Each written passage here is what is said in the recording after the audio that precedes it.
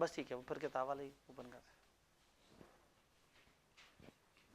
जरा देखें तो सही सवाल कैसे होते हैं, क्या करते हैं सवाल।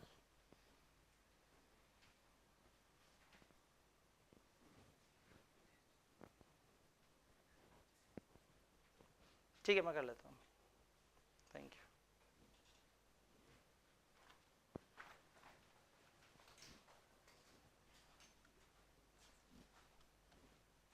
रिवर्स ऑर्डर में चलेंगे,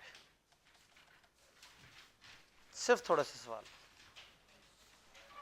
जस्ट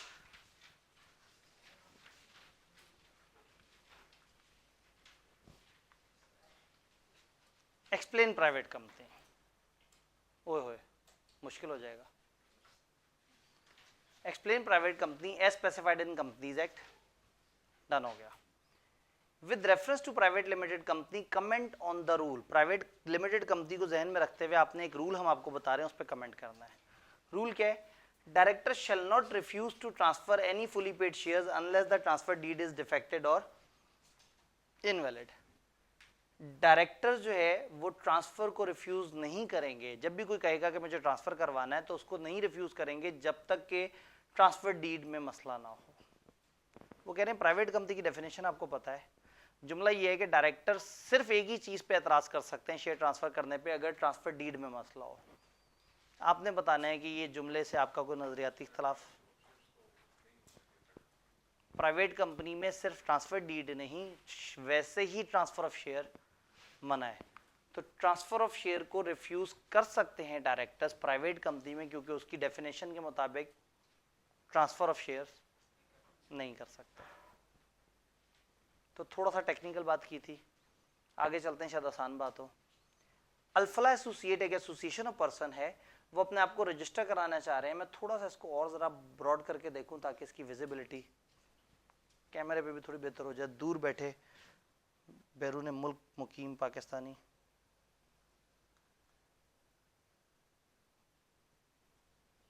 ठीक है, अब इससे ज्यादा की ख्वाहिश गलत हो जाएगी।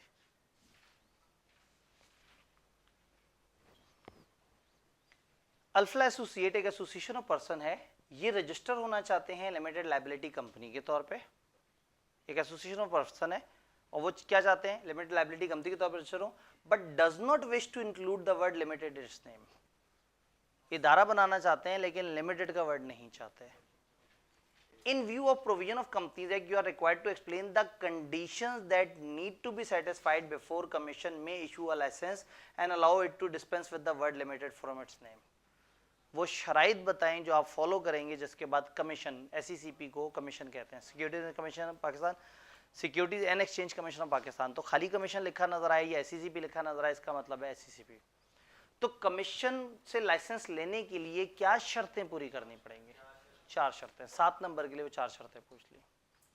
सेकंड, वो कंडीशन बताए अंडर विच द लाइसेंस में बी रिवोक और उसके कॉन्सिक्वेंसेस।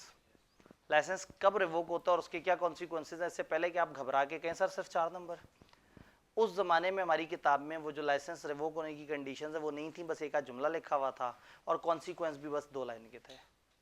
अब अगर ये सवाल आता है तो ये तो बड़ा हैवी सवाल है, कंडीशंस और बाद में क्या होगा, तो ये अकेला ही 10 नंबर का बनता है।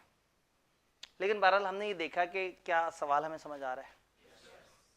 Identify the situation specified under companies act 2017 in which a company shall be considered to be subsidiary of another company. वो क्या सिचुएशंस होंगी जिसमें एक कंपनी दूसरे की सब्सिडियरी कहलाएगी? More than 50% voting power, directors की मेजॉरिटी कंट्रोल करना, लेयर्स के थ्रू वो सब्सिडियरी की subsidiary. 4 number, Board of Directors of Sunrise Private Limited are planning to raise funds amounting to 80 million from general public. ये ख्वाहिश कर रहे हैं कि हम जनरल पब्लिक से पैसे रेज करें, कितने? 80 million. To meet the cost of expansion of production capacity, the current authorized and paid up capital of company is 200 million. Company की इस वक्त ऑथराइज और पेड अप कैपिटल 200 मिलियन है और ये चाह रहे हैं कि हम मजीद 80 मिलियन इशू करें। अब पहले तो एक मसला ये है कि अगर ऑथराइज और पेड अप बराबर है तो मजीद शेयर इशू हो सकता है। पहले क्या करना पड़ेगा?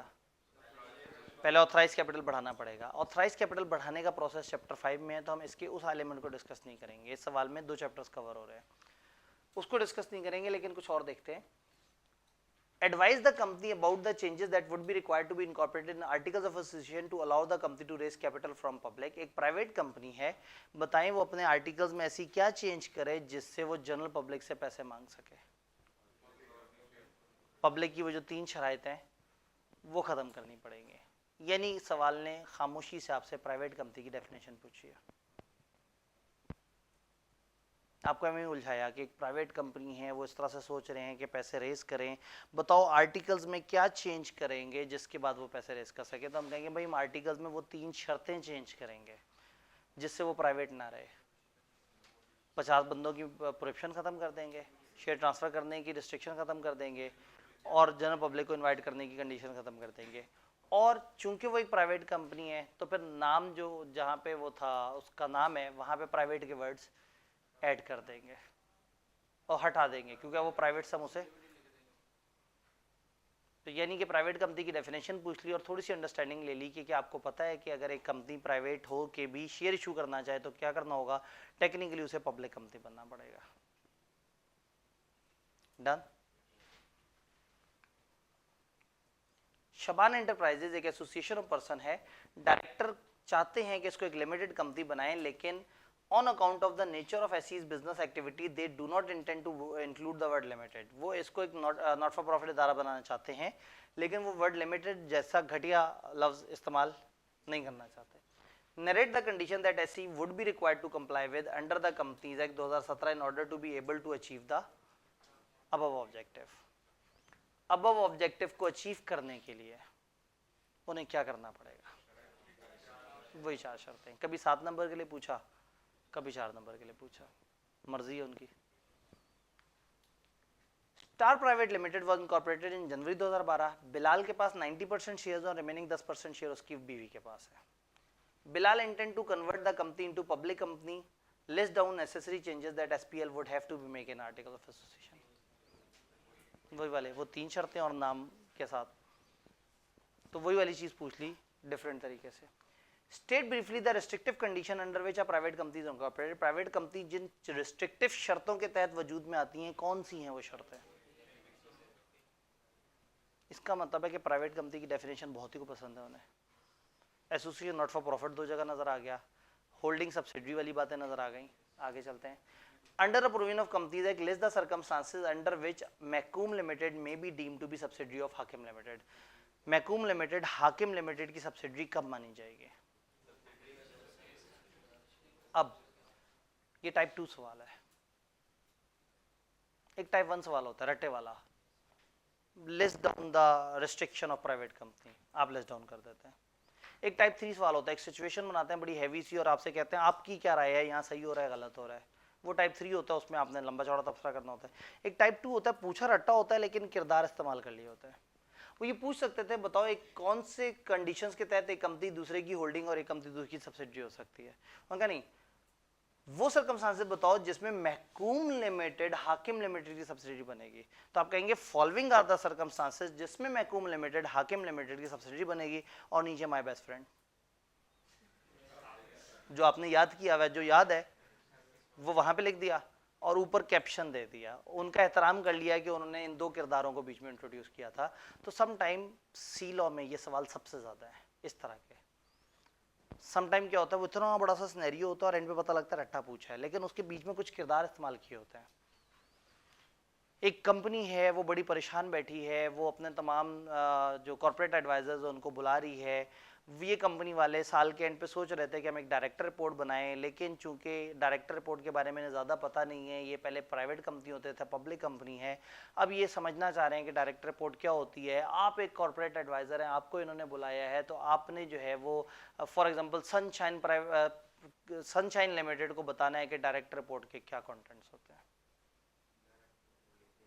यानी कि वो एक लाइन में भी पूछ सकते थे कि डायरेक्टर रिपोर्ट के क्या कॉन्टेंट्स होते हैं, लेकिन ये सनशाइन बीच में आ गई। तब आप कहेंगे कि हम सनशाइन को फॉलोइंग पर्टिकुलर्स डायरेक्टर रिपोर्ट के बताएंगे। तो बस सनशाइन का एहतराम करना है, स्टार्ट करना है, ताकि उनको दिल ना टूटे कि हमने सिनेरियो बनाया था, इन्होंने तस्करा ही नहीं किया, इन्होंने तो रट्टा मारा हुआ था, एज इट इज पेश कर दिया। 1 नंबर ज़ाया हो जाएगा खामखा का, याद रहेगा। Under the provision of companies I briefly describe the following special resolution, अभी हमने नहीं पढ़ा, जिसके वजह से हमें पास पेपर की तरफ नहीं जाता, तो ये अभी पढ़ेंगे तो हमें पता होगा। ये वो वाली चीज़ है जो हमने अगले चैप्टर पर डाल दी थी। What is meant by term member, ये हम आगे डाल चुके हैं। Paband Limited is in process of incorporation as I filed application with registrar office for registration of its memorandum of association। Paband Limited incorporation के process में है और registrar को उसने चीज़ें जमा कराई हैं। However, registrar has refused, registrar को गुस्ताख ने मना कर दिया इसको रजिस्टर करने से। Under the provision of Companies Act state the possible reason for such refusal, बताएं ऐसा क्यों हुआ होगा। Also advise the option available to Paband Limited above circumstances, registrar ने मना कर दिया, क्यों मना किया होगा। कोई डॉक्यूमेंट चीज मिसिंग होगी, कोई कंपनी लॉ की खिलाफ वर्जी होगी, कोई डेफिशिएंसी होगी, कर दिया उन्होंने मना। क्या क्या ऑप्शंस है, एक तो वो डेफिशिएंसी ठीक करें, दोबारा से अप्लाई करें, और अगर फिर भी वो मना कर दें तो शिकायत कर दें। दूसरा ये है कि आप डायरेक्टली शिकायत कर दें एससीसीपी को कि मेरी बात नहीं मान रहे और एससीसीपी का फैसला फाइनल होगा। अब जवाब प्योर रट्टे वाला है, कोई लॉजिक कोई ओपिनियन नहीं मांगी उन्होंने। तो advise the options available to Paband Limited in the above circumstances. Following are the options. Following are the options available to Paband Limited in given circumstances. और नीचे वो सारी बात है, और जहां लिखना है company should apply to registrar, वहां लिख देना है पाबंद लिमिटेड शुड अप्लाई। यानी कि बस आपने ये एहतराम करना है कि उन्होंने एक किरदार बीच में लेके आए थे, आपने उसके कॉन्टेक्स्ट में, अक्सर वो रोते हुए कहते हैं कि जी हमने एक सिचुएशन दी और बच्चे ने रटा उठा के पेश कर दिया बगैर रेफर किए कि वो किसका जिक्र कर रहा है, तो आपने वो इजाफी एक नंबर भी मिस नहीं होने देना। पेपर में 23-24 पार्ट्स होते हैं कॉमनली, हर सवाल में एक नंबर मिस होने का मतलब है 24 नंबर गए। जो पास हो रहा होता है वो 51-52 पे पास होता है, आई कैप इसीलिए उसका पर्दा रखता है, उसके नंबर नहीं बताता कि हमें वो शर्मसार ना हो। और जो फेल हुआ है 43-44 पे, तो टेक्निकली उसमें और पास होने वाले बच्चे में 8 नंबर का फ़र्क था। अगर 24 पार्ट्स हैं तो हर 3 सवालों में से एक, किसी सवाल में से एक नंबर उसने एक्स्ट्रा मिस कर दिया।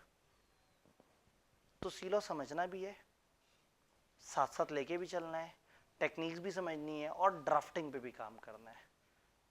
मैं इतना जोश दिलाया पहले हफ्ते के लिखना है, जैसी सैटरडे आए आग लगा देंगे, और सैटरडे पे मुल्क में आग लग गई। तो अब फिर से हमारे पास सैटरडे आया है, हम अपनी गलतियों को कोताहियों को ख़त्म करेंगे। तो परसों जब सैटरडे आएगा तो परसों फिर क्लास नहीं होगी, परसों एक खूबसूरत सा टेस्ट होगा जिसमें आपको ड्राफ्टिंग का मौका मिले। और post result is an ideal place कि जहाँ आप साथ साथ राइटिंग की प्रैक्टिस करते रहें। प्री वाले बच्चे तो रिजल्ट तक सोच रहे होते हैं रिजल्ट अच्छा आएगा फिर टेस्ट देना शुरू करूँगा, रिजल्ट पे उन्हें और टेंशनें पड़ जाती हैं। तो आप तो यकीन कामिल की मंजिल पे हैं कि आपने पेपर देना है, तो बस वे पहले दिन से अपनी ड्राफ्टिंग बेहतर रखें। आसान पेपर राइटिंग से मार्क खा गए तो बहुत दुख होगा। सीलो का तो फेलियर भी बड़ा दुखी रहता है, अकाउंटिंग का फेलियर चहक के बताता है अकाउंटिंग में फेल हुआ हूँ, ठीक है पेपर ऐसा है। जो सीलो में फेल होता है वो तो शर्मिंदा फिर रहा होता है, सारे मजाक उड़ाते हैं कि इस सब्जेक्ट में फेल हो गए। तो अपने आप को उस बेइज्जती से बचाना है। आगे चलते हैं। ये क्या हुआ, ये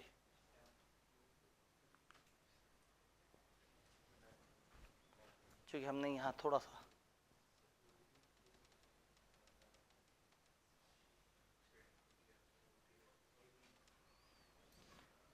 organization working for useful objects of society often need protection of limited liability for such work। जो कुछ अच्छा काम कर रहे होते हैं उनको अक्सर लिमिटेड लाइबिलिटी चाहिए होती है, जैसे कल परसों भी हम बात कर रहे थे। However, there are certain conditions subject to fulfillment of which exemption may be granted to entity from using the work limited to its name। कुछ ऐसी एग्जाम्पशन है जिसमें आप लिमिटेड के वर्ड हटा भी सकते हैं।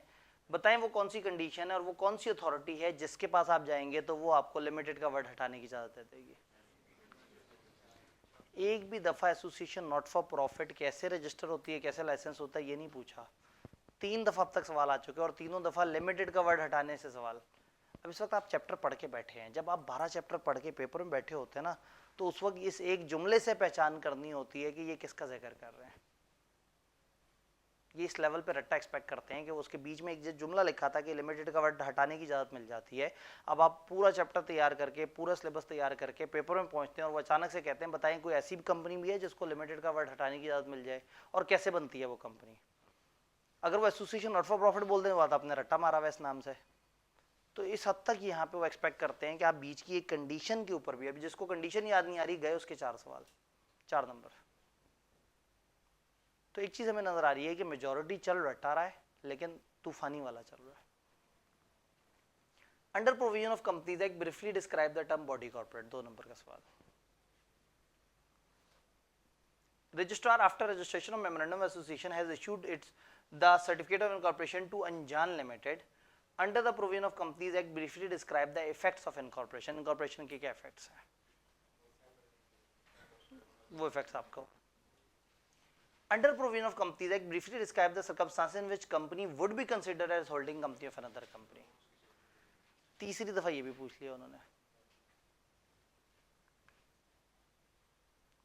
Zeta Associate intend to register as a limited company without adding the word limited। मतलब आइडियाज खत्म हो चुके हैं उनके पास, कुछ नहीं सोचना उन्होंने किताब उठानी है पास पेपर की, देखना है किस तरह के सवाल बन, यार बड़ा कमाल, क्या क्या आइडिया है। इनको अंदाजा ही नहीं है कि बच्चों के पास भी यही किताबें हैं। तो इसीलिए हमने क्या किया, आपको अपनी किताब भी दी है, इसमें भी पास पेपर है, और एक पास पेपर की अलग से किताब भी है, वो भी आप तक नहीं पहुंची, मेरे ख्याल में लेनी थी, वो उधर आईटी रूम से ले ली है। जिन्होंने नहीं ली थी वो ले लें, एक इजाफी किताब है जिसमें सिर्फ पास पेपर है।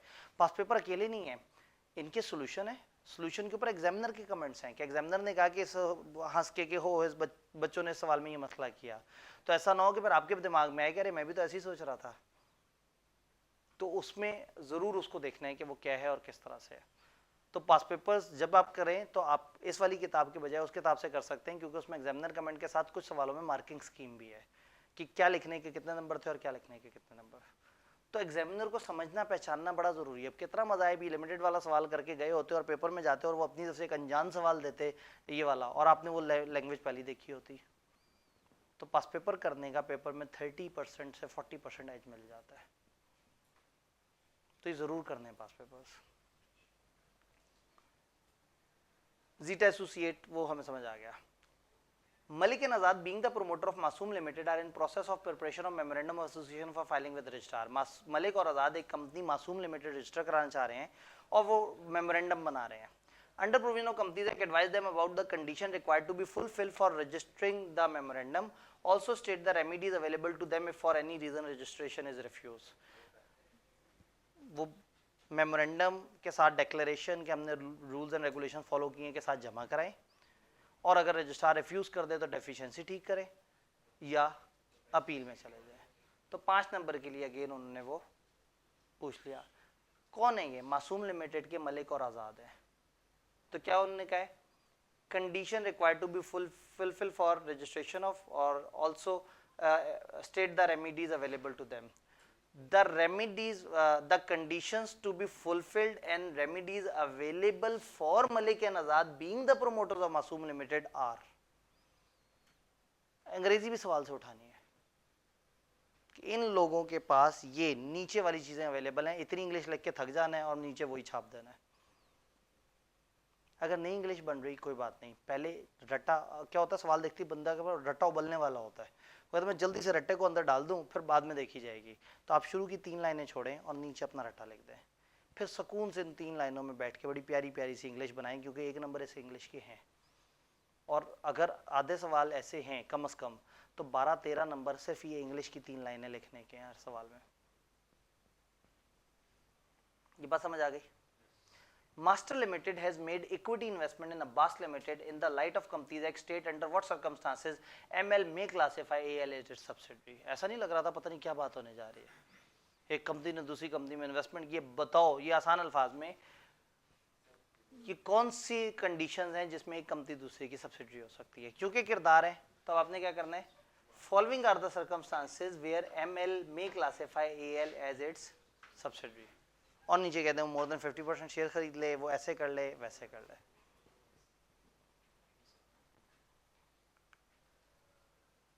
Under provision of companies act discuss how a person may become a member of the company. Member की डेफिनेशन अभी हमने नहीं पढ़ी।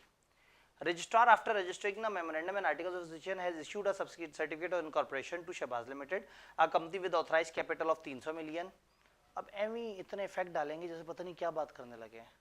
सवाल क्या है? Under companies act describe the effect of registration. तो अब वो चाहे शहबाज थी, चाहे प्रवास थी, चाहे इमरान थी, ठीक है, वो जो मर्जी लिमिटेड थी, इफेक्ट ऑफ रजिस्ट्रेशन बताने हैं। लेकिन चूंकि शहबाज के बताने हैं तो आप कहेंगे following are the effect of registration of Shahbaz limited, और नीचे माय बेस्ट फ्रेंड।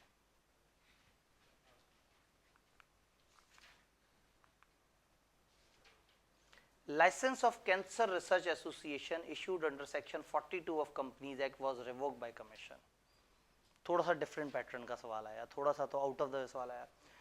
लाइसेंस इनका रिवोक कर दिया कमीशन ने, as affairs of CRA was conducted in manner prejudicial to public interest.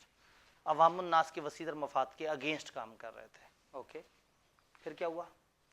Under companies act briefly discuss the effect of revocation of license on CRA and its members and officer. Following are the effects of on CRA and its member, और नीचे वो अपना सारा process, ये donation लेना बंद कर देंगे, ये ऐसे कर देंगे, ये फिर वो 90 दिन में यूँ कर देंगे, इतने दिन में यूँ करेंगे। 5 नंबर है, इतना ज़्यादा लिखना मुनासिब है? यकीनन मुनासिब है। जब आप लिखने पे आए हुए होंगे तो आपने सिर्फ इजाफी 1 मिनट लगाना है और आपने लिख देना है। लेकिन अगर यही सोच रहे होंगे कि 5 नंबर है तो मैंने लाइनें कितनी लिखनी है, और फिर आप फुट्टे से मैयर कर रहे हो कि 10 लाइनें होनी चाहिए, पता नहीं आपकी राइटिंग कैसी हो, किस तरह से हो, तो कोई फार्मूला नहीं है कि कितने नंबर के लिए कितनी लाइनें हैं। जो पूछा है वो बता दे। कम और ज़्यादा में डाउट है, ज़्यादा लिखा है। ज़्यादा लिखने में इजाफी 1 मिनट लगना है, लेकिन ना लिखने में नंबर कटने का चांस है, और पूरा पेपर बार बार हर सवाल पे जाके ये सोचते रहेंगे उधर ज़्यादा तो नहीं लिखना था। तो जब आता है तो लिख देना है। पोस्ट रिजल्ट की क्लास में हम पहले दिन से ही ना ये छोटे छोटे टोटके लेके चल रहे होते हैं। अजम्पशन ये होती है कि इसमें रिपीटर्स आते हैं, लेकिन इस टाइम पे हमारे पास रिपीटर और फ्रेश दोनों की मिक्सिंग है। तो मैं एक एडवांस लेवल पे ही जाके चीज़ों को लेके चल रहा हूँ, तो साथ साथ हम लिखने की टिप्स पे भी बात कर रहे हैं। तो घबराए तो नहीं बैठे? घबराए नहीं बैठे।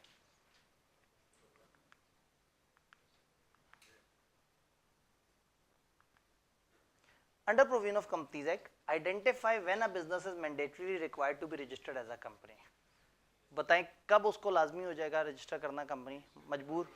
अगर एसोसिएशन ऑफ पर्सन फलाना फलाना फलाना 20 से ज़्यादा होंगी तो उनके लिए रजिस्टर होना ज़रूरी है। अब आपने कहा 2 नंबर हैं, आपने लाइंस लिखी, दिल नहीं भरा, नीचे लिख दिया अगर ऐसा नहीं करेंगे तो लेवल 1 पेनल्टी और पर्सनल लायबल। एम इजाफी आपने कहा जा गिफ्ट मेरी तरफ से, पता नहीं तू क्या सोच के बैठा हुआ है। समटाइम एग्जामिनर कमेंट पढ़ के आपको अंदाज़ा होता है कि वो क्या सोच रहा था। समटाइम वो कहता है कि बच्चों ने मार्क्स देखने के बाद ये सोचा ही नहीं कि हमें ये बात लिख देनी चाहिए। तो जब आप ये सवाल करते हुए दूसरी वाली किताब में साथ साथ एग्जामिनर कमेंट्स पढ़ रहे होंगे ना, तो मिजाज आपका आहिस्ता आहिस्ता बढ़ेगा और आपको एग्जामिनर समझ आना शुरू होगा कि वो क्या चाहता है, और वो ज़्यादातर ज़्यादा चाहता है। तो फिर कम पे राजी नहीं करना। List down any 3 exception to a above. अब जब उसने एनी 3 कह दिया ना, तो अब ज़्यादा और कम की बात नहीं है, अब उसने स्पेसिफिक कर दिया है।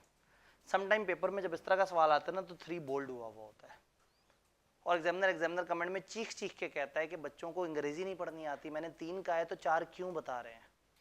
ऑफेंड होता है उस बात से। नंबर तो नहीं काटेगा, लेकिन अगले किसी सवाल में काट लेगा। जहां उसके पास मार्जिन होगा ना 3 दूं या 4 दूं, 3 दे देगा। तो जब उसने स्पेसिफिक कर दिया ना कि 3, तो अब आपको 4 आते हैं, आपने देने 3 है। 3 वो लिखें जो सबसे अच्छे आते हैं। 3 एक्सेप्शंस बतानी है, समझ आ रहे? Identify any 4 criteria on basis of which company formed under section 42 of Companies Act differ from any other limited liability company। कितने खतरनाक है। एसोसिएशन नॉट फॉर प्रॉफिट नहीं बोला, सेक्शन 42 वाली कंपनी। उन्होंने कहा सेक्शन 42 वाली कंपनी बताएं कौन से 4 क्राइटेरियाज हैं जिसपे एक नॉर्मल कंपनी से फर्क होती है। फंस गए, दिमाग लगाना पड़ेगा। एक तो ये नॉट फॉर प्रॉफिट होती है, वो फॉर प्रॉफिट होती हैं, और ये प्रॉफिट का शेयर मेंबर्स को नहीं दे सकते, वो दे सकते हैं, और ये सिर्फ अपने ऑब्जेक्ट्स पे काम करते हैं और ऑब्जेक्ट को रजिस्टर करवाते हैं और SECP से इजाजत लेते हैं, बाकी कंपनियां ऐसा नहीं करती। ये लिमिटेड का वर्ड नहीं लगाते, बाकी लगाते हैं। मतलब तकरीबन यहाँ तक आना पड़ा हमें लॉजिकल सवाल ढूंढने के लिए। हमने ऑटम 2009 से सफ़र शुरू किया था। ये जो पास पेपर हम देख रहे हैं ना, ऑटम 2009 में सबसे पहली दफ़ा सवाल के सोल्यूशन आने शुरू हुए थे। तो हमारे पास ऑटम 2009 से ऑनवर्ड अभी तक के, पिछली अटैम्प्ट तक के मौजूद होते हैं। और एक अटैम्प्ट हमने किताब के एंड पे मॉक के तौर पे दी होती है, जो लेटेस्ट पेपर होता है,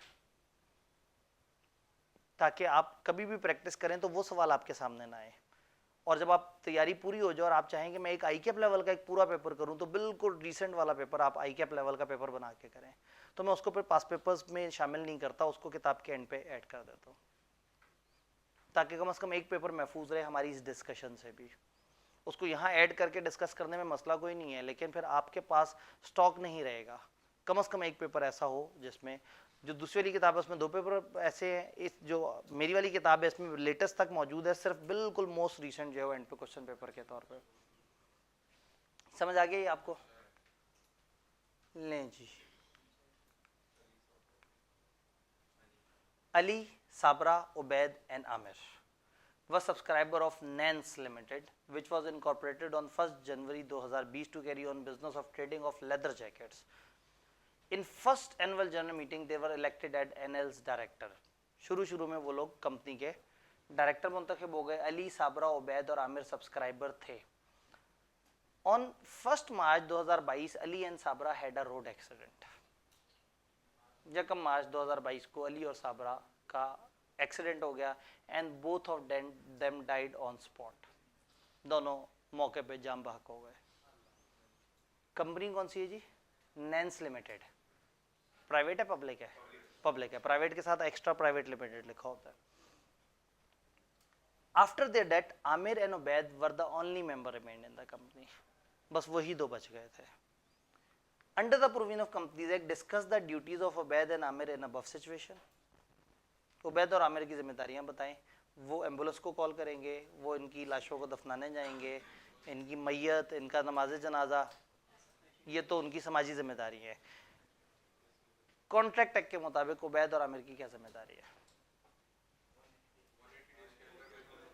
180 डेज के अंदर अंदर नंबर ऑफ मेंबर्स इंक्रीज करने की कोशिश करें, और अगर नहीं इंक्रीज हो पा रहे तो ये पब्लिक कंपनी है, 2 मेंबर्स वाली प्राइवेट कंपनी होती है, तो फिर इनको प्राइवेट कंपनी वगैरह की तरफ जाना पड़ेगा। अगर वो ऐसा नहीं कर पाएंगे तो क्या होगा?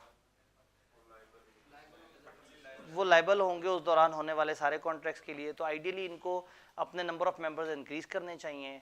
जो मर गए हैं उनके बच्चों से रब्ता करें और उनसे कहें कि हाँ भाई आप अपने शेयर वगैरह ट्रांसफ़र करवाएं, आप जल्दी जल्दी से कंपनी के मेंबर बने, ताकि कंपनी की जो 180 दिनों के अंदर अंदर कंपनी के नंबर ऑफ मेंबर जो है वो दोबारा से रिस्टोर हो जाए। तो सेक्शन को थोड़ा लॉजिकल पे राय में पूछ लिया कि ज़रा थोड़ा मज़ा आए लोगों को लिखते हुए। एक सवाल हमने किया हुआ है, याद है?